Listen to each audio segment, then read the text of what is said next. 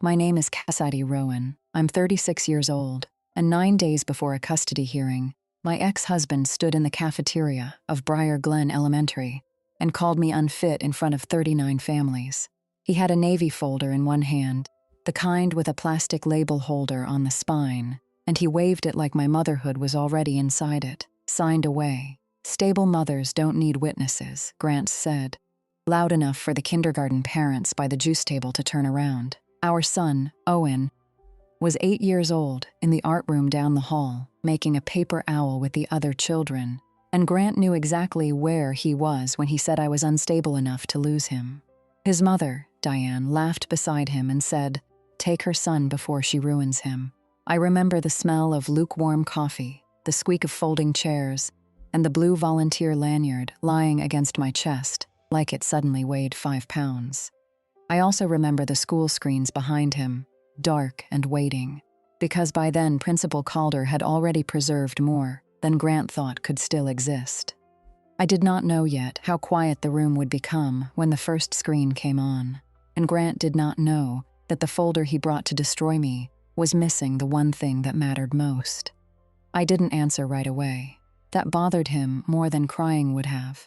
Grant had always trusted embarrassment to do what force could not. If he made me feel small enough, he believed I would start explaining. If I started explaining, I would look frantic. If I looked frantic, he could point and say, "See? This is what I mean." So I stood beside the sign-in table with a stack of classroom maps in front of me, my palms flat on the plastic tablecloth, and I looked at the folder instead of his face. There was no court stamp on the top page. That detail stayed with me. Diane saw where my eyes went and stepped forward, smiling like she was enjoying a private joke. She was wearing a cream cardigan with pearl buttons, the one she wore whenever she wanted strangers to think she was a soft woman. "Don't stare at papers you don't understand, Cassidy," she said. "This is grown-up business." A few parents shifted. One man near the PTA raffle basket looked down at his phone. Miss Klein, Owen's second-grade teacher, stopped arranging name tags. Her hand froze over a label that said Graham M. Grant, lifted the folder higher. "My attorney filed an emergency petition this morning," he said. "I'm asking for temporary full custody until Cassidy gets evaluated." He let the word evaluated hang there. Heather, his fiancée, stood half a step behind him with her arms folded. She had curled her hair and worn a soft pink blouse, the kind of careful outfit people choose when they expect to be seen as reasonable. She tilted her head at me with a practiced look of concern. "Cass," she said, using the nickname I had never given her permission to use. "You can make this easier if you just accept supervision." That was when I looked past Grant. Principal Inez Calder was standing near the laptop cart by the cafeteria stage. She was not moving. Neither was Mari Alvarez, the school secretary, who had one hand resting on a manila envelope beside the keyboard. I had seen that envelope before, not opened, not explained. Just sitting on Principal Calder's desk 3 days earlier while she said, "We have procedures for this." I did not point to it yet. Grant took my silence for fear. He always did. "Ask the school," he said, turning toward the room now, performing for parents who had only come to look at math folders and book fair flyers. "They know what she is." I felt something move through the cafeteria then. Not noise exactly. A tightening. People do not like being made into jurors without warning, but they also do not always look away. Principal Calder's eyes moved from Grant to me. I could have stopped him there. I could have said his paperwork was not what he claimed. I could have said the school had records, that his own messages had become the rope around his story. But I had learned something in my job and in my marriage. You do not interrupt a person who is finally putting the lie in their own words. So I touched the edge of my blue volunteer badge, took one breath, and waited. Welcome back to By Then I Knew, where the quiet moments finally get their turn. If you have ever been called difficult for remembering what really happened, or dramatic for keeping proof, this story is for you. Tell me where you're listening from, and if any part of this feels familiar, stay with me. Because sometimes the person who looks calm is not frozen. Sometimes she is counting timestamps. Before that night in the cafeteria, most people thought Grant and I were one of those divorced couples who were trying their best. That phrase covered a lot. It covered the way he missed Owen's dentist appointments, and then asked for photos from the parking lot so he could post about co-parenting. It covered the way he ignored school emails until he wanted to correct me about them. It covered Diane texting me at 6 in the morning to ask whether Owen had eaten enough protein, then dropping him off with a candy wrapper stuck to his hoodie. I learned early that people liked a calm woman until her calmness became evidence. I grew up in a house where being steady was rewarded because it made everyone else's life easier. My mother worked double shifts at a grocery warehouse, and my younger brother, Caleb, had a talent for turning every Tuesday into an emergency. If he forgot cleats, I found them. If he missed the bus, I called Mrs. Drummond next door. If my mother forgot to sign a permission slip, I learned to forge her signature well enough that no one asked questions. I was not neglected in a dramatic way. There were groceries most weeks, clean towels, birthday cupcakes from the disced shelf, but I became the child adults trusted because I caused the least trouble. Cassidy can handle it, my mother used to say. She meant it as praise. At 12, I knew where the spare house key was hidden and which bills had pink envelopes. At 14, I kept a list of Caleb's inhaler refills taped inside the pantry door. At 16, I learned that crying made people uncomfortable, unless they had already decided you deserved comfort. So I got practical. I kept receipts in shoeboxes. I wrote dates on envelopes. I made copies of forms. I carried granola bars because somebody was always hungry and nobody had planned ahead. Years later, when I got hired as a records compliance coordinator for the county health department, Grant said, "That sounds exactly like you." Back then, I thought he meant dependable. My job was not glamorous. I spent my days making sure forms were stored correctly, signatures were where they should be, retention schedules were followed, and nobody destroyed a record before the law said they could. I knew the lifespan of a scanned consent form. I knew how audit trails worked. I knew that deleted did not always mean gone, and that the person asking to clean up a file was usually the person who knew the file could hurt them. Grant used to joke about it when we were married. "You and your little systems," he'd say, watching me label a folder for Owen's medical records or scan a lease renewal. "You make everything feel like a report." He said it with affection at first, then with irritation, then with contempt. That was how most things changed with Grant, slowly enough that I kept adjusting to each new temperature. When we met, I was 26 and he was 29. He sold commercial insurance and had the easy confidence of a man who had never once wondered whether a room wanted him there. He held doors. He remembered my coffee order. He told me he loved that I was not dramatic. I took that as a compliment because I did not yet understand what he meant. To Grant, not dramatic meant I did not ask where he had been when he came home 2 hours late. It meant I accepted work thing as an answer. It meant I hosted his family for Sunday dinner even after Diane rearranged my kitchen drawers and called it helping. Diane Bellamy had a way of smiling while she measured you. The first time Grant brought me to her house, she looked at my plain black dress, my drugstore flats, and the grocery store flowers I had brought, and said, "Well, you're practical. That's good for Grant. Not pretty, not kind. Practical." Joel, Grant's father, shook my hand and said, "Nice to meet you, Cassie." I corrected him gently. "Cassidy." He smiled like he had not heard me. Right, at dinner, Diane asked what my people did. That was how she said it, my people. I told her my mother worked in distribution, and my father had been gone since I was 8. She made a sympathetic sound that did not reach her eyes. Grant squeezed my knee under the table, like I had passed a test by not sounding bitter. For a while, I thought being loved by him meant being welcomed by them. I brought side dishes. I remembered birthdays. I sent Diane photos of Owen when he was born because she complained Grant never took enough. I learned which wine Joel liked and which chair Diane preferred. Then Owen arrived, all 6 pounds and 10 ounces of him, furious and perfect, with a little crease between his eyebrows like he had serious business to discuss. In the hospital, Diane took him from my arms before I was ready. "Bellamy boys have strong lungs," she said while I sat there in a mesh underwear situation, still shaking from labor. I remember looking at Grant. I expected him to say, "Give him back to his mother." He didn't. He laughed and said, "Mom's waited a long time." That was one of those small moments that does not look like much unless you stack it beside everything that comes after. Owen was 7 months old when Grant started calling me anxious. Not to my face at first, to other people softly, as if he were worried. Cass gets nervous about germs. Cass likes everything just so. Cass struggles when plans change. None of those statements were entirely false. I did get nervous when Diane showed up with a cold sore and kissed Owen near his mouth. I did like knowing who was picking up my child. I did struggle when Grant said he was going to the grocery store and came back 3 hours later smelling like beer. But Grant knew how to turn a reasonable concern into a personality flaw.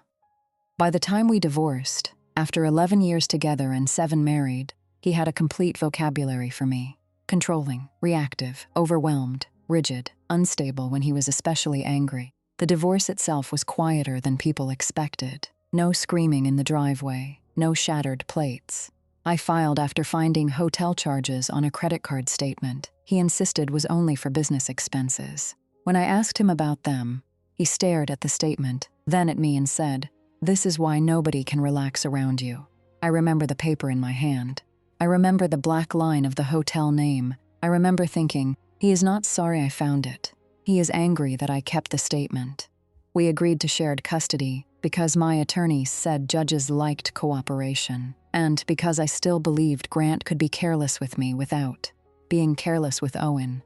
For a while, the schedule worked because I made it work. I packed the school folder. I sent reminders. I washed the baseball uniform and put it in Owen's backpack even on Grant's days. I emailed teachers and copied Grant. I kept extra medication in both houses because Grant forgot twice and said, "He didn't die, Cass." I swallowed a lot of sentences during those years. Then Grant met Heather Quinlan. Heather was 29, worked in boutique fitness marketing, and used phrases like intentional family culture. She had bright teeth, a soft voice, and an Instagram page full of beige rooms, green smoothies, and captions about peace. The first time I met her, she crouched in front of Owen and said, "I've heard so much about you, buddy." Owen looked at me because he did not like being called buddy by strangers. I smiled and said, "This is Miss Heather." Grant corrected me. "Heather is fine." Diane loved Heather immediately. "She has such a calming presence," Diane told me at Owen's spring concert, while Heather waved from beside Grant in the second row. "Children need that," I said. "Owen has a lot of calm in his life." Diane looked at me for a long second. Of course. She had a way of making agreement sound like a diagnosis. After Heather arrived, the Bellamys got bolder. Diane started calling Owen our boy in front of me. Heather sent me a shared calendar invitation labeled Owen Stability Plan. Grant began missing parent-teacher emails and then forwarding them back to me with comments like, "We need consistency. That word appeared everywhere. We think Owen needs less transition. We are concerned about emotional spillover. We noticed he seems tired after your house." When I asked Owen how he felt, he shrugged and said, "Dad says you ask too many questions." I did not make a face. I had learned not to react in ways that could be repeated poorly. Instead, I said, "You can always tell me if something feels confusing." He nodded and kept rolling a tiny blue Lego wheel between his fingers. That wheel ended up on my kitchen windowsill for 3 months. I would see it when I washed dishes after Owen went to bed. A little blue circle beside the basil plant. And think about how children leave pieces of themselves around the house without knowing adults are using those pieces to stay upright. Briar Glen Elementary was the one place where Owen still seemed uncomplicated. He loved his teacher, Miss Klein, who wore cardigans with embroidered flowers, and remembered that he hated the texture of pears. He loved the library corner with the beanbag, shaped like a turtle. He loved the hallway mural where every grade had painted a different tree. I started volunteering there the year after the divorce because Owen asked if I could help with book checkout. "Only if they need people," I said. "They do," he said. Mrs. Alvarez said the first graders put books back like squirrels. Mari Alvarez was the school secretary, though that title did not come close to describing what she did.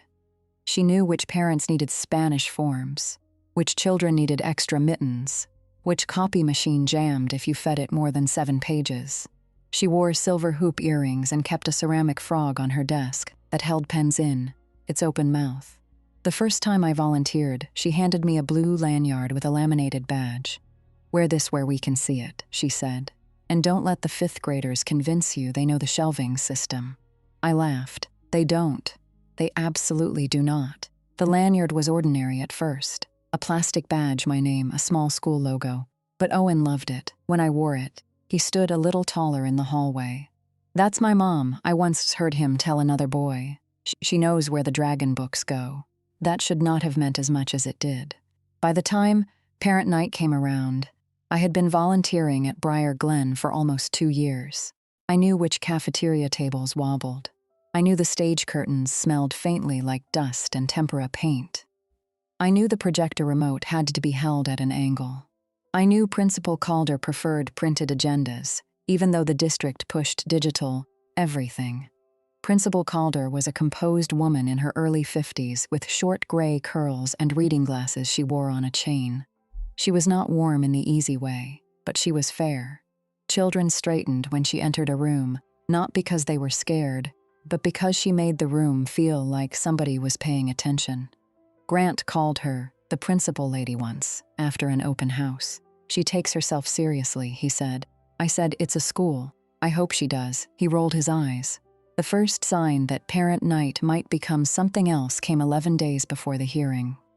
I was at work, reviewing a batch of vaccine consent forms for retention coding, when my phone buzzed with an email from Grant's attorney. The subject line was formal and unpleasant. "Notice of emergency motion." I opened the attachment in the break room because I did not want my hands shaking at my desk. The petition said Grant was requesting temporary full custody based on escalating concerns regarding the mother's emotional stability, including multiple school-related incidents. School-related incidents. I read that phrase 3 times. There were 4 main claims. 1, that I had been late picking Owen up twice and became disoriented near school property. 2, that I had ignored urgent school communication. 3, that Owen had expressed fear about Mom going away. 4, that school personnel had documented concerns about my behavior. My first reaction was not anger. It was the dull, familiar embarrassment of being described by someone who had no intention of seeing me clearly. Then I saw the phrase, disoriented near school property. That was not Grant's word. Grant said crazy when he thought nobody important was listening. He said overwhelmed when he wanted to sound reasonable. He said unstable when he wanted the room on his side. Disoriented was Diane. I had heard her say it 3 weeks earlier outside the trophy case near the school office. That afternoon had been one of Grant's pickup days, but he texted at 4:42 saying he was stuck across town. And could I please grab Owen because Heather had a client call, and Mom was at the school already but not authorized for release thanks to you. Diane was not authorized because she had once taken Owen for a haircut without asking either of us. She called it a trim. Owen cried because she cut off the front wave he liked to twist when he read. I left work early, drove through rain, and got to Briar Glen at 5:18. I know that because Mari was fighting with the front printer when I signed the late pick-up clipboard. 5:18, she said, tapping the clock with her pen. Don't let anybody tell you otherwise. This thing has been eating toner since 5:10. Owen was sitting in the office with his backpack between his knees, reading a library book about volcanoes. "Mom," he said, relieved and annoyed at the same time, the way 8-year-olds can be. "Grandma said you forgot." I looked at Diane. She was standing near the trophy case, phone in hand, wearing that cream cardigan. "I said you were delayed," she said, already defensive. "You told him I forgot." I said maybe you were overwhelmed. Mari's head lifted behind the desk. I put my hand on Owen's shoulder. "Let's go home." Diane stepped into the hallway ahead of us. Not blocking exactly. Not enough to look obvious if you did not understand women like Diane. Just enough that I had to stop. "Cassidy," she said. Her phone angled down but not asleep. "We need to discuss whether this schedule is working for you." "Not here. You seem disoriented." There it was. I remember the hallway lights. I remember a child's watercolor turkey taped crookedly beside the office door. I remember Owen's fingers tightening around my sleeve. "I am picking up my son," I said. Diane's mouth moved into something that was almost a smile. "You're shaking." I looked down. I was. Not because I was disoriented. Because my former mother-in-law was cornering me in an elementary school hallway while my son listened. Mari came around the desk with a folder in her hand. "Mrs. Bellamy," she said, polite as a locked door. "I need to close the office. Cassidy, I'll walk you out. I have to check the lost and found cart anyway." There was no lost and found cart by the exit, but she walked beside us all the way to my car in the rain, holding her folder above Owen's library book so it would not get wet. She did not ask me what happened. She just said, "Drive safe." That night, Grant texted me, "Mom said you had an episode at school. I'm documenting it." I almost replied with a paragraph. I typed one, actually. "I did not have an episode. Your mother blocked us in the hallway and scared Owen. Mari saw me sign out at 5:18. If you are concerned about pickups, you need to stop changing plans at the last minute." I stared at it. Then I deleted everything except, "Owen is home. Please use the agreed pickup schedule going forward." Grant replied with a thumbs-up emoji. 3 weeks later, disoriented near school property appeared in a legal filing. That was the first time I understood they were not just insulting me anymore. They were building something. I called my attorney, Alana Pierce, from my car in the health department parking lot. She had been my divorce attorney and had the tired, direct voice of a woman who had watched too many people confuse volume with evidence. "Read me the school paragraph," she said. I did. She was quiet for a moment. "Do not engage with him about these accusations by text," she said. "Do not defend yourself in a way he can clip. Send me the filing, then write down every date you remember." "I have the portal messages," I said. "Good. Mary saw me sign out. Better. There may be cameras." Alana paused. "You know what to do." I did at work. When something was under dispute, the first thing we did was preserve. Not argue, not interpret, preserve. I went home that night after Owen fell asleep and opened my laptop at the kitchen table. The apartment was quiet except for the hum of the refrigerator and the soft click of the old wall clock my mother had given me when I moved out. I made a timeline. 4:42, Grant texted he could not pick up. 5:06, I parked. I had a parking app receipt. 5:18, I signed the late pickup clipboard. 5:21, Mari walked us out. 5:36, Grant texted, "Mom said you had an episode." I attached screenshots. I saved them as PDFs. I labeled them by date, not emotion. Then I wrote a formal email to Principal Calder. I did not accuse. I did not plead. I used the language I would have used at work. "Dear Principal Calder, I am writing to request preservation of any school records related to my presence on campus on March 12th, including but not limited to sign-in to sick-out logs, parent portal communications, front office notes, visitor logs, and any available hallway or entrance recordings. These records may be relevant to pending custody proceedings involving my son, Owen Rowan Bellamy." I read it twice. Then I added, "Please let me know if this request should be directed through District Council." I sent it at 10:48 p.m. I did not sleep much that night.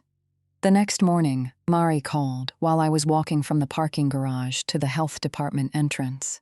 "Cassidy," she said, voice low, "Principal Calder received your email. I'm sorry if I—" "No," Mari said. "Don't apologize. She asked me to tell you we have procedures for this." There was a pause. Then she said, "And you were here at 5:18. My throat tightened so fast I had to stop walking. "Thank you," I said. I remember because the printer jammed. That was such a Mari thing to say. Not dramatic, not sentimental. Just a small fact placed where my fear had been. A week before parent night, Principal Calder asked me to come in after school.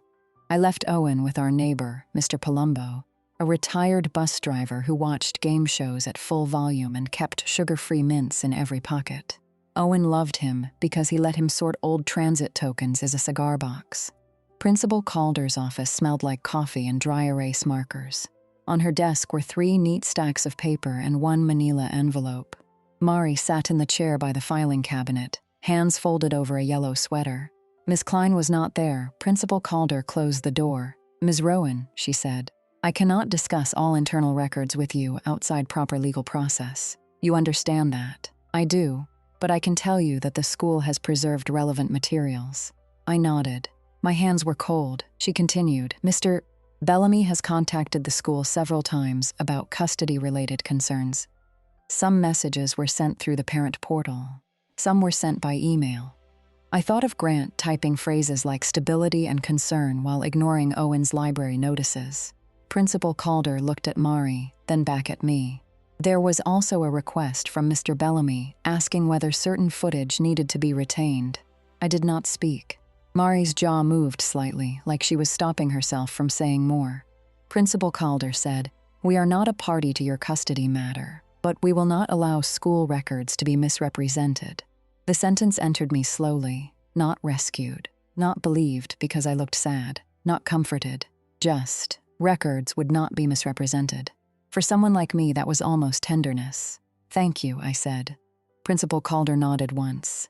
"Parent night is Thursday. I understand you are scheduled to volunteer. I am. If you prefer not to, we can excuse you." I thought about Owen. He had already reminded me twice that I promised to help with the classroom maps. He liked knowing I was part of things. "I'll be there," I said. Principal Calder studied my face, not unkindly. "Then I'll ask that you come early. We'll have volunteers check in through the office." When I stood to leave, Mari handed me my blue lanyard from the desk. "You left it in the library last week," she said. The badge swung between us, catching the light. "Thank you," I said. Her fingers held it for one extra second before she let go. That was when I knew she had seen enough.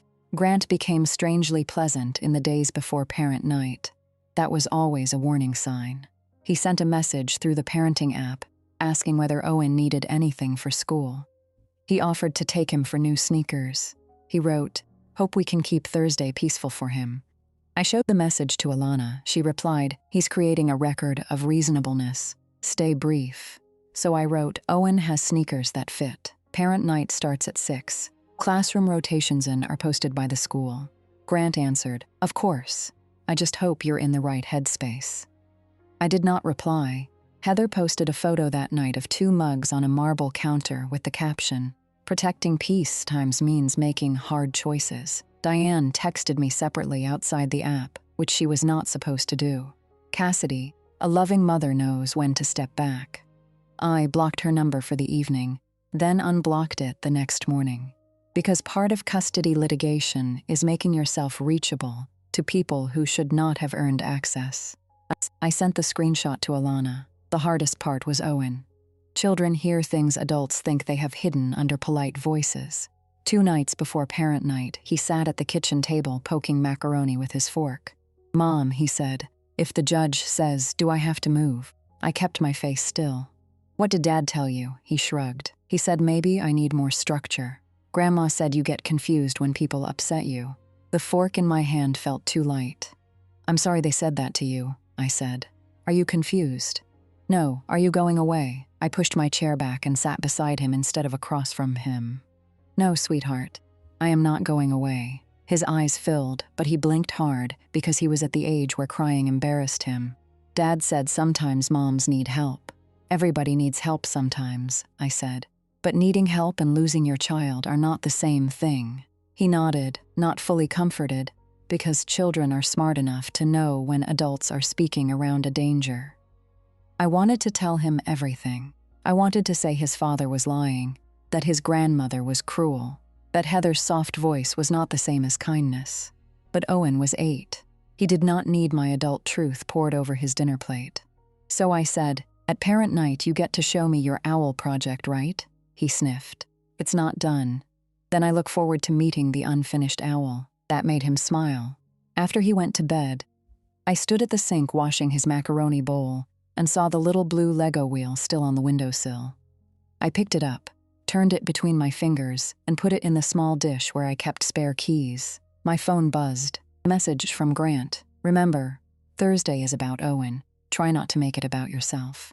I laughed once, not because it was funny, because by then I had read the filing. The next afternoon, Miss Klein asked to speak with me when I picked Owen up. She was standing outside her classroom while children spilled into the hallway around us. Her cardigan had tiny stitched bees on the pockets. "Owen had a hard moment during quiet reading," she said. My stomach tightened. "What happened?" He asked if students can stay at Briar Glen if they live with only one parent full-time. I closed my eyes for half a second. Miss Klein's voice softened. I told him adults would make sure he knew where to go every day. "Thank you." She glanced down the hall, then back at me. He also said, "Dad says Mom will be late if Grandma talks long." That sentence was so strange and so specific that I felt the air change around it. Did he say that today? Yes. I wrote it down because it seemed connected to the pickup concern. Records people notice other records people. "Thank you," I said again. Miss Klein nodded. "I don't know what's going on, but I know Owen. He is carrying more than he says." I wanted to cry then. Not in the broken way Grant wanted from me, but in the exhausted way a person cries when someone finally names the weight correctly. Instead, I said, "I'm trying to keep him out of it. I can see that." That sentence stayed with me too. Parent night fell on a Thursday in April, one of those early spring evenings where the air still had a damp chill after sunset. Owen wore his green hoodie with the frayed cuffs and carried his owl project in a cereal box because the paint was not dry. I wore black pants, a soft gray sweater, and the blue volunteer lanyard. "You look official," Owen said in the car. "I am extremely official. You know where the dragon books go." "I do." He grinned out the window, and for a few seconds, we were just us. Briar Glen's parking lot was already half full when we arrived at 5:20. The school windows glowed warm against the dimming sky. Paper flowers were taped to the front doors. A sign said, "Welcome families," in letters cut from construction paper. Inside, the cafeteria smelled like coffee, floor polish, and the powdered lemonade mix the PTA used for everything. Folding chairs were stacked against the stage. Round tables had colored bins with classroom numbers. The big screens at the front were dark, set up for Principal Calder's safety presentation about dismissal procedures and online grade access. Mari was at the sign-in table with 2 clipboards. "You're early," she said. "I know the first graders can't alphabetize." Still true. She handed me a stack of maps and pointed to table 7. "Second grade goes there." Owen went to the art room with the other kids, supervised by 2 aides and Miss Klein. Before he left, he touched my lanyard badge with 1 finger. "Don't lose it," he said. "I won't." By 5:50, families were coming in steadily. Mothers with toddlers on hips, fathers in work boots, grandparents carrying foil-covered trays for the bake sale. A little girl in sparkly shoes kept jumping over the same floor tile. Someone spilled coffee by the raffle basket, and I fetched paper towels before anyone asked. That was my reflex. Fix the spill, find the chair, hand over the pen. At 6:03, Principal Calder stepped onto the small stage and tapped the microphone. It squealed. Everyone winced. She adjusted it with no visible embarrassment. "Good evening, Briar Glen families," she said. "We'll begin in just a few minutes." I was straightening the classroom maps when I saw Diane through the cafeteria doors. Cream cardigan, pearl buttons, phone in hand. Grant walked beside her, wearing a navy blazer I recognized from court mediation. Heather followed, then Joel. 4 of them together, moving like they had rehearsed entering. Grant's eyes found me immediately. He smiled, not warmly, not even triumphantly, politely. That was when I noticed the folder, navy, plastic label holder, thick enough to impress strangers.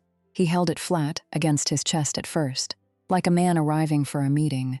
I looked toward Principal Calder. She had seen him too. Mari's hand paused over the sign-in sheet. Grant approached the table where I stood. "Cassidy," he said, "glad you made it." "I'm volunteering," I said. Diane looked at my lanyard and gave a small laugh. "Still wearing that little badge." Grant's eyes dropped to it too. "She loves that thing," he said to Heather. "Makes her feel in charge." Heather gave him a warning look, not because he was being cruel, but because he was being obvious too soon. I did not touch the badge. "Parent sign-in is there," I said, pointing to Mari's table. Grant leaned closer. "I'm not here to sign in for your little routine." A father at table 3 looked over. I lowered my voice. "This is a school event. Owen is in the art room." "Exactly," Grant said. "That's why people should know what's happening." My mouth went dry. Diane moved to my other side. She smelled like rose perfume and wintergreen mints. "You had your chance to handle this privately," she said. That was not true. What they called private was obedience. Joel hovered behind them, looking uncomfortable. For 1 foolish second, I thought he might say something. He looked at the folder, then at me. "Grant," he said quietly, "maybe not here." Diane touched his sleeve without even looking at him. "Joel." 1 word. He stepped back. That small retreat hurt more than I expected. Not because I trusted Joel. I did not. but because there is a particular pain in watching someone recognize harm and decide comfort matters more. Grant opened the folder. The sound of the metal prongs clicking loose felt much louder than it was. Principal Calder had stopped speaking to the PTA treasurer. Mari was looking at the sign-in clipboard in front of her, but I could tell she was listening. Miss Klein appeared in the cafeteria doorway, probably coming back from the art room for more name tags. She saw Grant and stopped. Grant pulled out a stack of papers. "I didn't want to do this publicly," he said. That was the first lie he told in front of everyone. No one who does not want a public scene starts one beside a microphone. "Grant," I said, "not in front of these families." He turned slightly so more people could hear. "This concerns the safety of a child in this school community." A few heads turned. The word safety works like a bell in a school. I kept my hands on the table. "Then speak with Principal Calder privately." "I've tried private," he said. "Private is how you keep twisting things." Heather stepped forward. "Cass, please," she said softly. "Don't escalate." I looked at her then. She had used the exact word Grant used in his petition. Escalate. I filed it away. Grant lifted the first page. "My attorney filed an emergency petition this morning," he announced, "for temporary full custody of Owen." A mother near the lemonade table whispered. "Oh my God," Grant continued, "because Cassidy has demonstrated repeated instability around school pickup and communication." Principal Calder walked down from the stage. "Mr. Bellamy," she said, "this is not an appropriate setting." He faced her like he had been waiting. "With respect, Principal Calder, the school is part of the record." Her expression did not change. "The school is an educational institution," she said. "And you have documented concerns," Grant said. The room went quieter. That was the turn. Before that, parents could pretend this was an uncomfortable, personal dispute. Now Grant had pulled the school into it. Diane took one more step. "She forgets pickups," she said. "She gets confused. She frightens the child." I felt 39 families looking at me, even the ones trying not to. My cheeks burned. Shame is physical. Anyone who says otherwise has not stood in a school cafeteria while their fitness as a mother is discussed, beside a bake sale sign. Grant looked satisfied because he saw the color in my face. "There," he said. "See, she can't even respond." I could, but not yet. Heather said, "No one wants to shame you, Cassidy." I almost turned to her then. I almost asked what she thought shame looked like if not this. But I saw Principal Calder move 1 inch closer to the laptop cart, so I stayed quiet. Grant's voice rose. "She has created chaos around every exchange. She documents everything obsessively. She interrogates Owen. She undermines me. She has episodes in front of school staff." Miss Klein's face changed at that word. Episodes. He had chosen it for the room. Diane said, "And we are done pretending this is normal." Joel stared at the floor. A small part of me, the part that had once sat at Diane's dining table trying to be chosen, waited for him again.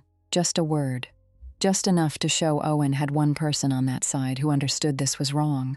He did not look up. Grant turned back to me. "Stable mothers don't need witnesses." I heard a chair leg scrape the floor. He smiled then, because he thought he had landed the line cleanly. For years, Grant had called my records obsession. He had called my screenshots hostility. He had called my calmness cold.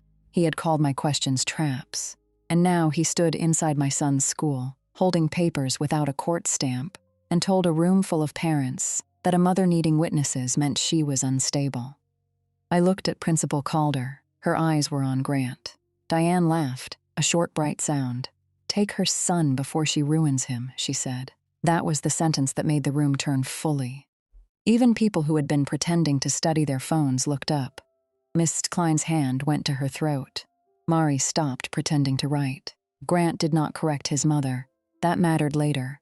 Instead, he lifted the folder again. "This is exactly why I'm asking for emergency relief. She's not safe." I finally spoke. "Grant," I said very quietly, "you should stop." He laughed once. "Of course. Now you want me to stop." "I'm saying it once." Diane leaned toward a woman beside her. She always does this, calm voice, then the spiral. The woman did not answer. Grant pointed at Principal Calder. "Ask the school," he said. "Ask them what she did." Principal Calder's voice was even. "Mr. Bellamy, I am asking you again to stop discussing a custody matter during parent night." Grant lifted both hands, folder in one, like a reasonable man unfairly restrained. I am asking for transparency. That word almost made me smile. Principal Calder said, "Are you asking this school to address records related to your accusations in this room?" Grant blinked. He had expected resistance, not procedure. "What I'm asking," he said, recovering, "is that you stop covering for her." A sound moved through the cafeteria. Principal Calder's face went still in a way that made me understand why the fifth graders did not test her twice. "Mr. Bellamy," she said, "choose your next sentence carefully." Diane scoffed. "Oh, please, this is exactly the problem. Everyone tiptoes around Cassidy because she's fragile." Grant pointed toward the dark screens. "You have the dismissal records. You have the staff reports. Tell them.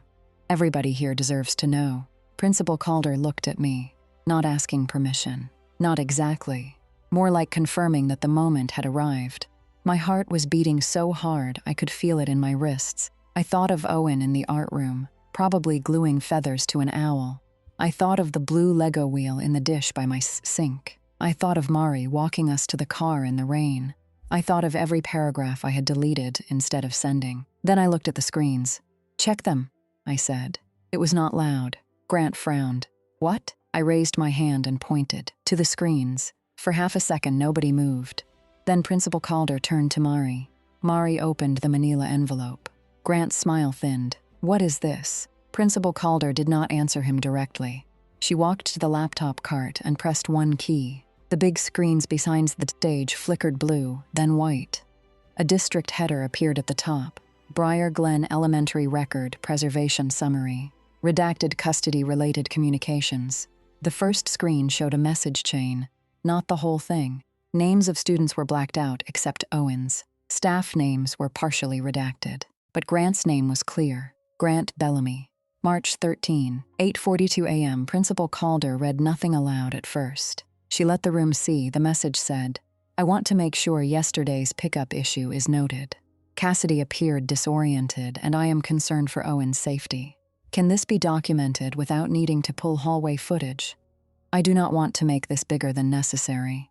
The room was silent. Grant said, "That's taken out of context." Principal Calder clicked once. The second screen showed the late pickup log.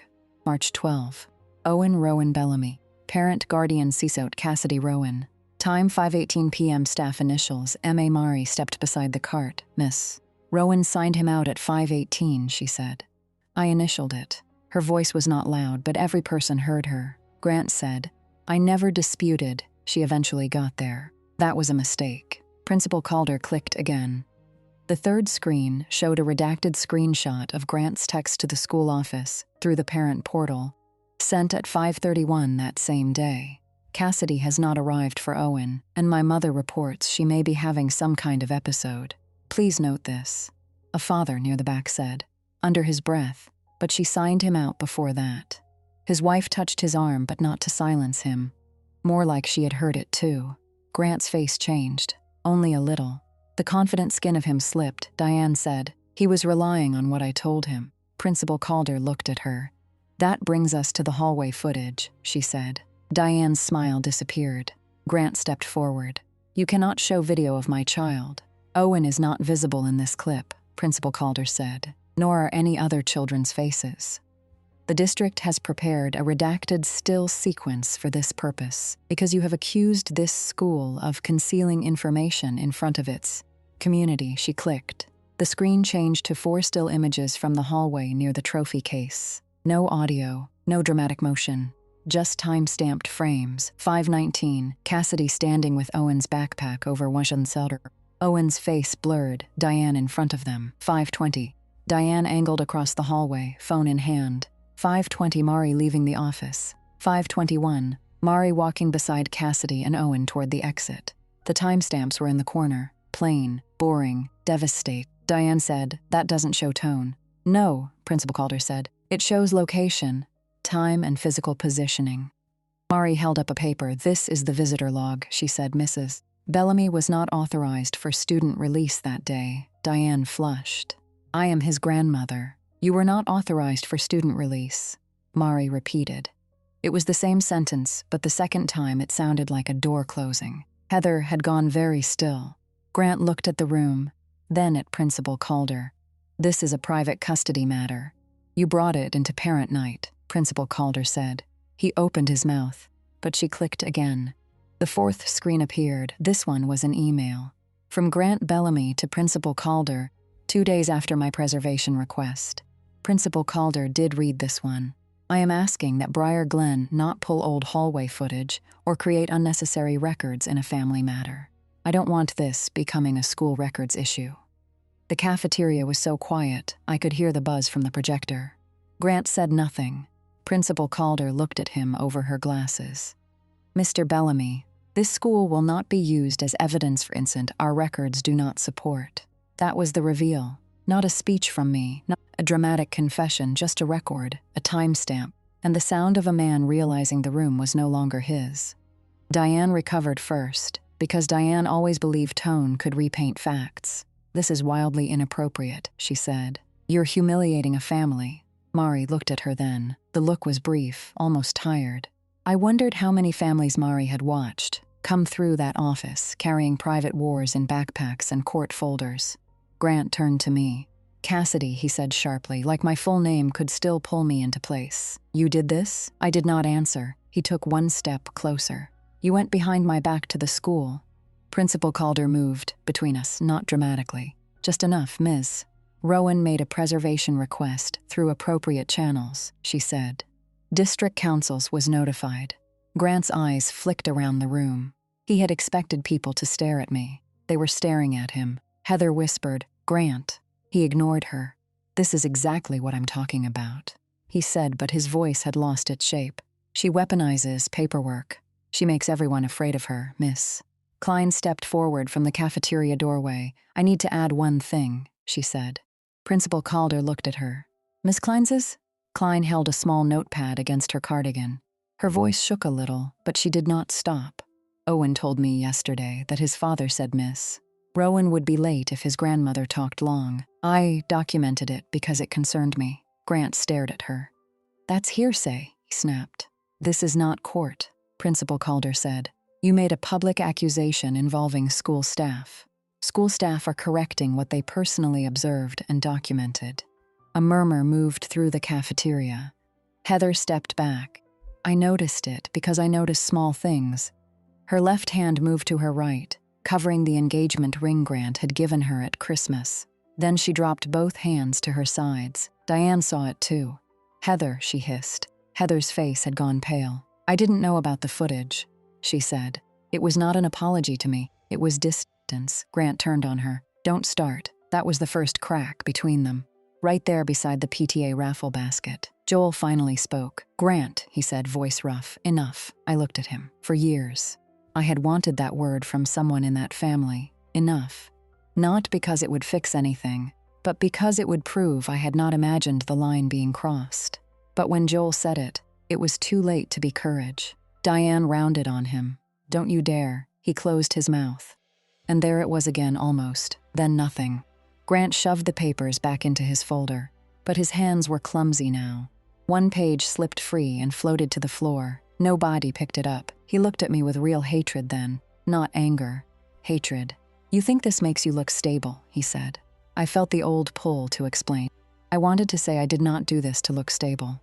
I did this because our child was being used. I wanted to say he had made Owen afraid, and that would be the part I remembered long after the humiliation faded. Instead I said, "Owen is in the art room." That landed differently than I expected. Several parents turned toward the hallway. Grant looked too.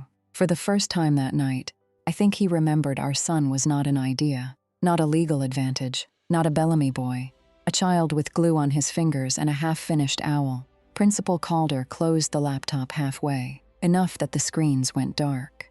"Parent night will continue in 10 minutes, she said to the room. Then to Grant, "You and your party need to leave the cafeteria," Diane inhaled sharply. "You can't remove us." "I can," Principal Calder said. "And I am."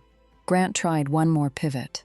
He said, voice lower now, almost intimate. "Don't do this in front of everyone." There it was. The switch. When cruelty stopped working, privacy suddenly mattered. I looked at him, and I thought of every time he had said I was too sensitive in front of his mother. Every time he had corrected me in restaurants. Every time he had used a calm voice to make me sound unreasonable. I thought of the petition waiting 9 days away. I thought of Owen asking if he had to move. "I'm not doing anything," I said. "The records are." Grant flinched like I had slapped him. Diane grabbed her purse. "This is defamation," she said to no one in particular. Mari, still standing by the laptop cart, said, "The district office is welcome to speak with your attorney." I almost smiled at that. Almost. Heather walked out first, not beside Grant. Ahead of him.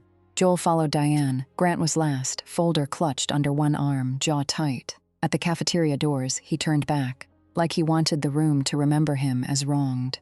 No one gave him the look he wanted. After they left, nobody moved for a few seconds.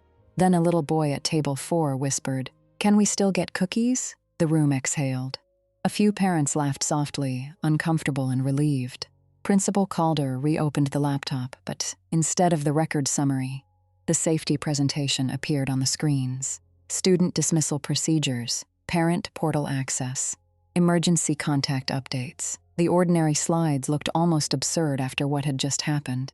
Mari came to stand beside me. I nodded. She asked, "That was a lie, but not a bad one." I was upright. Sometimes that is what okay means for the first 5 minutes. Miss Klein came over next. "Owen is still in the art room," she said. He didn't hear. My knees nearly gave then. Not because of Grant, because of relief. "Thank you," I whispered. She touched my arm once, lightly. Principal Calder approached us last. "I'm sorry that happened here," she said. I looked at the darkened screens, then at the families pretending not to watch us. "So am I," she lowered her voice. "Your attorney will receive the certified records through the proper process." I nodded. "Miss Rowan," she said, "you did well." That sentence almost undid me. I had been called organized, difficult, careful, rigid, controlling, prepared, obsessive. I had not often been told I did well by someone who had watched me stand still while someone tried to take my child in public. I pressed my thumb against the edge of my lanyard badge. "Thank you," I said. Parent night did continue. That part feels strange to say, but it did. Schools are built on continuing. The lemonade was refilled. Families rotated through classrooms. The second-grade parents admired math journals and spelling tests. Someone found the missing raffle tickets under a stack of flyers. I went to the art room and found Owen holding his cereal box owl. It had one eye bigger than the other, and blue feathers glued unevenly down the front. "His name is Professor Beak," Owen said. "He looks very qualified." "Did you have your meeting?" I crouched in front of him. Some grown-ups talked. "It's handled. Is Dad here?" He left. Owen studied my face. "Children know." "Are you sad?" he asked, a little. "Are we still going to see my desks?" He nodded, then handed me the owl box like it was fragile evidence. When we walked to his classroom, he slipped his hand into mine. I felt glue dried on his fingers. At his desk, he showed me a writing folder, a math worksheet with one correction, and a drawing of our apartment building with Mr. Palumbo's balcony colored bright orange. "You made the balcony huge," I said. "He waves a lot." "He does." Owen pointed to a small blue rectangle near the door in the drawing. "What's that?" "Your school badge." I stared at it. In the picture, he had drawn my lanyard hanging by our apartment door. "You put my badge in our house," he shrugged. "You always forget where you put things when you are tired." It was such a normal child sentence. So ordinary, so affectionate. He was not calling me disoriented. He was saying he knew me in the real way. I swallowed carefully. "That is true," I said. "Good detail." On the way out, Mari handed Owen a sticker sheet. "You left this in the office last week," she said. Owen lit up. "The planets, I guarded them. Even Pluto? Especially Pluto." He laughed, and for the first time that evening, my chest loosened. In the car, Owen placed Professor Beak carefully in the back seat and buckled the seatbelt around the cereal box. "Safety," he said. "Very responsible." As I pulled out of the parking lot, I saw Grant's car parked across the street under a street lamp. He was sitting inside alone, phone pressed to his ear. Diane was not there, Heather was not there, Joel was not there. He watched my car pass. I did not look away first. By the time we got home, there were 14 messages in the parenting app. "Grant, that was a stunt, Grant. You humiliated me in a school. Grant, we need to talk privately tonight. Grant, you have no idea what you've done. Grant, my attorney will destroy this. Grant, Cassidy, answer me." I did not answer. I took screenshots, exported the thread, and sent it to Alana. She replied 3 minutes later, "Do not respond. This helps us."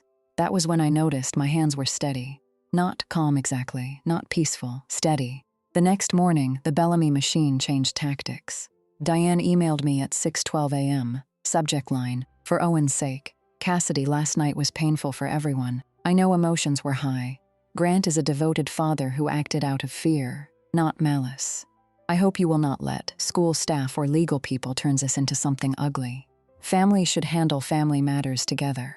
Diane, there was no apology. Not for laughing, not for saying take her son, not for frightening Owen. Just a request that I help soften the consequences of what they had chosen to do in public. I forwarded it to Alana.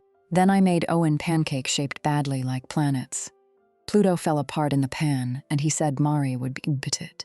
At work, I kept expecting myself to collapse. Instead, I moved through the morning in small tasks. Retention review, signature audit, staff meeting, coffee that went cold twice. Around noon, Alana called. "I received the certified school packet," she said. "It's strong." I closed my office door. "How strong?" "Strong enough that his emergency petition looks reckless." I sat down. She continued.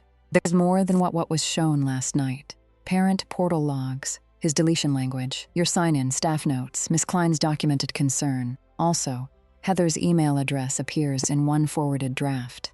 Heather. I thought of her covering her ring. She helped write it? Looks like she helped write something. We won't overstate. We'll let the documents say what they say." That was Alana's way. Let the documents say what they say. Grant hated that because documents did not care whether he sounded sincere. The hearing was 9 days after parent night, on a gray Friday morning that smelled like wet concrete and old coffee. I wore the same black pants, a white blouse, and a navy cardigan, not the blue lanyard, that stayed in my purse, folded carefully in the inside pocket. I do not know why I brought it. Maybe because some objects become proof to yourself. Alana met me outside courtroom 3 with a leather folder and a paper cup of coffee. "Breathe," she said. "I am, less like you're being audited." I almost laughed. Grant arrived with his attorney 5 minutes later. Diane came with him, though she could not sit at counsel table. Heather did not come. Joel did not come either. Grant looked tired, not humble, just tired in the way people look when consequences have interrupted their sleep. Diane wore dark green and no pearls. When she saw me, she leaned close as she passed and whispered, "You should be ashamed of yourself." I looked at her. For once, I did not take the sentence inside. The courtroom was smaller than I expected. Wood benches, fluorescent lights, a clerk with a stack of files. The judge was a woman named Honorable Karen Whitcomb, who wore her glasses low on her nose and did not smile at either side. Grant's attorney began by saying his client had acted out of genuine concern for his child's well-being. Alana let him speak. That was the second time in my life I fully appreciated the power of not interrupting. He described me as rigid, emotionally reactive, unable to co-parent. He referenced school incidents. Judge Whitcomb looked at Alana. Response. Alana stood. "Your Honor, the emergency petition rests heavily on alleged school events. We have certified records from Briar Glen Elementary that contradict those allegations." She did not raise her voice. She did not accuse Grant of being evil. She handed the packet to the clerk. There is a special quiet in a courtroom when paper starts moving. The judge read. Grant stared straight ahead. Diane sat behind him with her purse clutched in both hands. Judge Whitcomb turned one page, then another. Her expression did not change, but something in the room did. Finally, she looked over her glasses at Grant's attorney. "Counsel, your client represented that Ms. Rowan failed to appear for pickup at the time he contacted the school." His attorney shifted. That was his understanding based on information from his mother. The sign-out log indicates Ms. Rowan had already signed the child out 13 minutes earlier. "Yes, Your Honor, but..." "And your client asked the school not to pull footage." Grant's attorney looked down. "There appears to have been a communications expressing concern about escalation." Judge Whitcomb read from the paper. "I don't want this becoming a school records issue." She looked at Grant. He swallowed. The judge denied the emergency petition. Not dramatically. No gavel slam. No movie moment. She said the evidence did not support removing Owen from my care. She ordered that all communication remain in the monitored parenting app. She restricted school pickups to parents only unless both parents agreed in writing. She warned Grant that involving school personnel in unsupported custody claims could affect future credibility. Future credibility. Grant's face reddened at that. Diane made a small sound behind him. The judge looked toward the gallery. "Mom," she said, "one more interruption and you may wait outside." Diane went still. I looked down at my hands. I expected triumph to feel bigger. Instead, I felt tired, deeply, completely tired. Like my body had been carrying a box for years and had only just been told it could put the box down. After the hearing, Grant caught me in the hallway near the vending machines. Alana was beside me, so he kept his voice controlled. "You're happy now?" he said. "No." He blinked like he had expected a different answer. "I never wanted this," I said. He looked away, jaw tight. Diane came up behind him. "We were only trying to protect Owen," she said. Alana turned slightly toward her. "Mrs. Bellamy, all communication should go through counsel or the parenting app." Diane ignored her and looked at me. "You know Grant loves his son." "I know Owen deserves peace," I said. Grant's face twisted. "Don't act like you're the only parent. I'm not." "Then stop treating me like a criminal." I looked at him then, really looked. The man who had called me unstable in a cafeteria now wanted fairness in a courthouse hallway. The man who had told strangers I was unsafe now wanted me to protect his feelings from the word criminal. "I'm following the order," I said. Diane's voice softened suddenly, and that was worse than the sharpness. "Cassidy, please. We're still family." I thought of the cream cardigan, the hallway, the words "take her son," Joel lowering his, Heather's soft concern, Owen asking if he had to move. "No," I said. "We are Owen's relatives. That's different." Grant flinched. Diane looked offended, which told me the sentence had landed where it needed to. Alana touched my elbow, and we walked away. Outside, the rain had stopped. The courthouse steps were slick, and the air smelled like car exhaust and wet leaves. I reached into my purse for my keys and felt the blue lanyard. I pulled it out.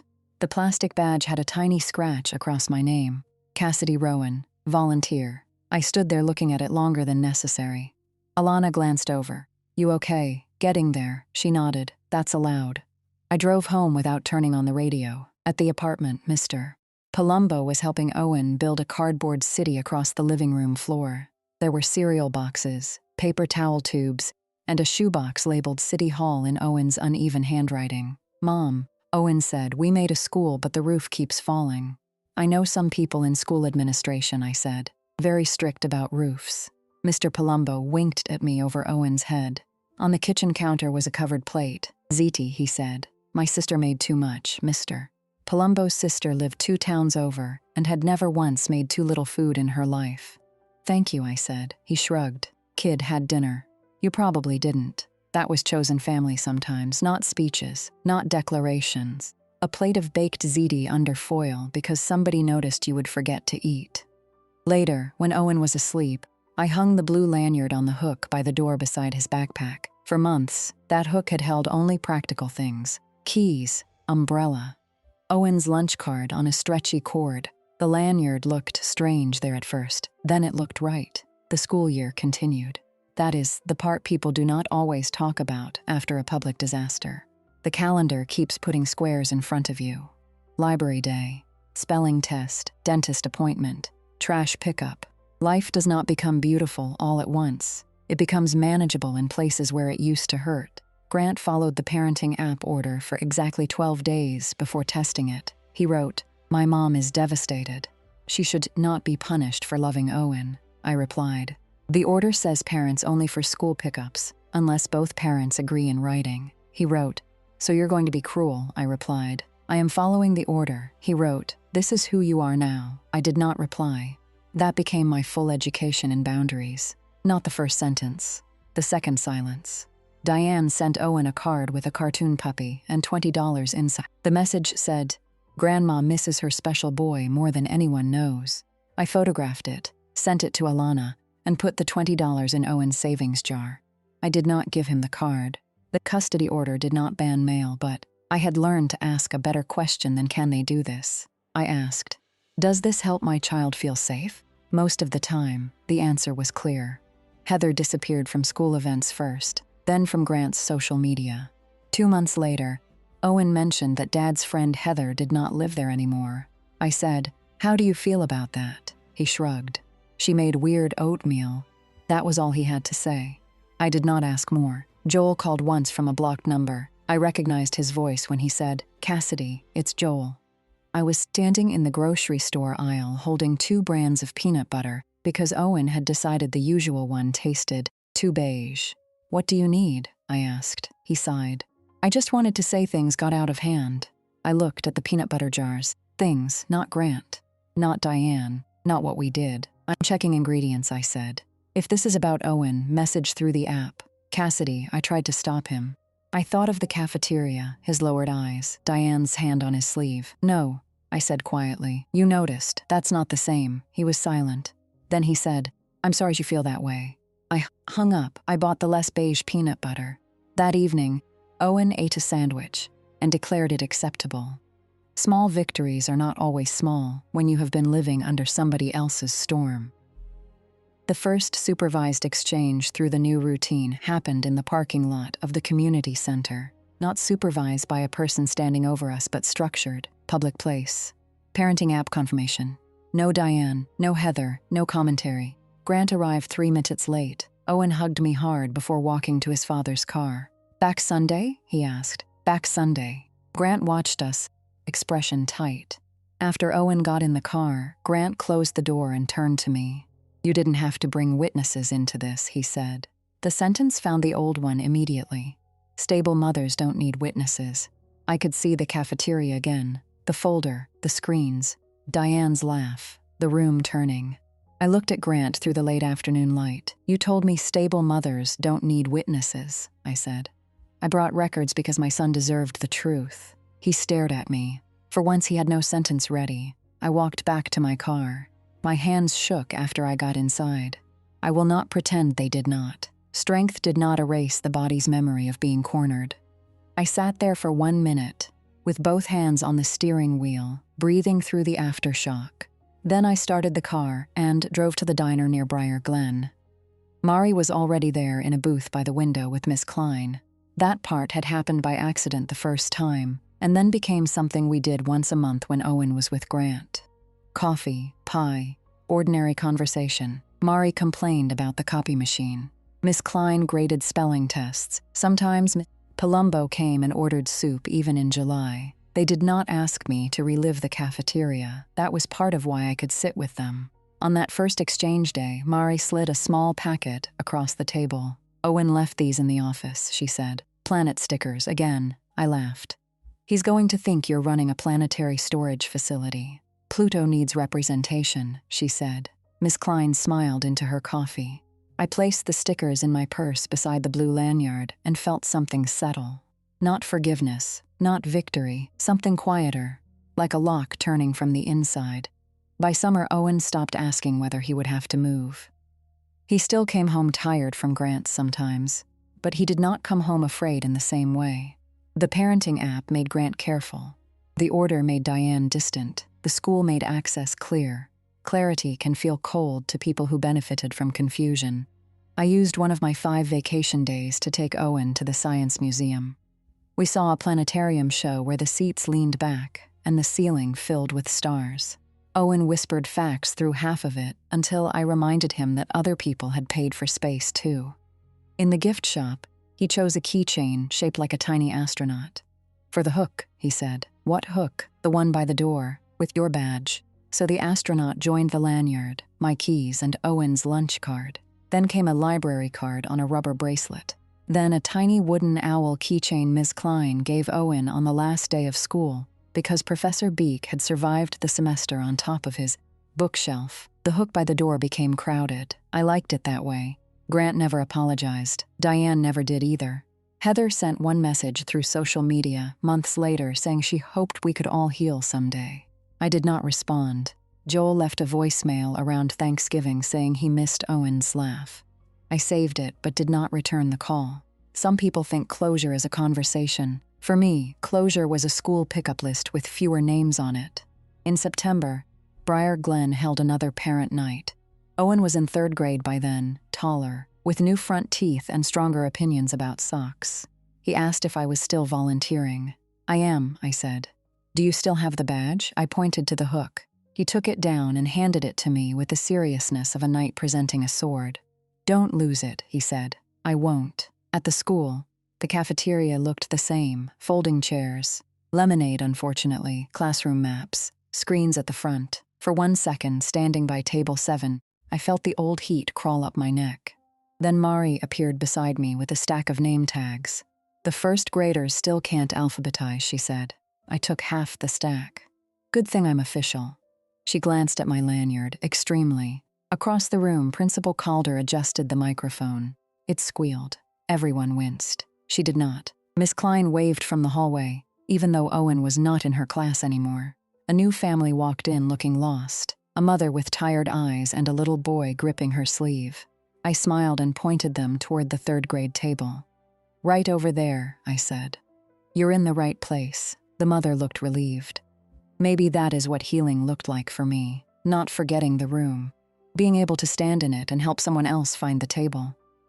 That night, after Owen fell asleep, I stood by the apartment door and looked at the hook.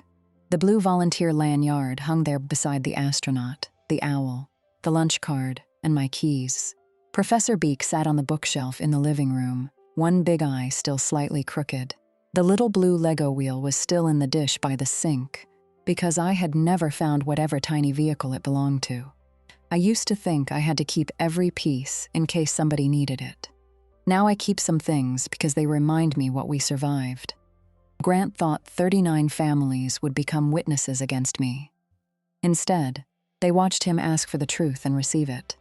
Diane thought a laugh could turn me into a bad mother. Instead, it became the sound people remembered when they stopped believing her. And I thought, for a long time, that being calm meant absorbing whatever people did and calling it strength. It doesn't. Sometimes calm is just the space you make so the record can speak. That's my story. A blue volunteer lanyard, 39 families, and a little hook by the door that finally held more than survival. If someone in your life only values you when you are useful, take this as your sign to stop confusing their comfort with your duty. You do not have to argue forever with people committed to misunderstanding you. Sometimes you document the truth, protect your child, choose the people who showed up, and let the screens go dark. If this story stayed with you, leave a comment with where you're listening from. And if you know someone who has been made to feel unstable for remembering what happened, send this to them. They may need to hear that quiet does not mean defeated.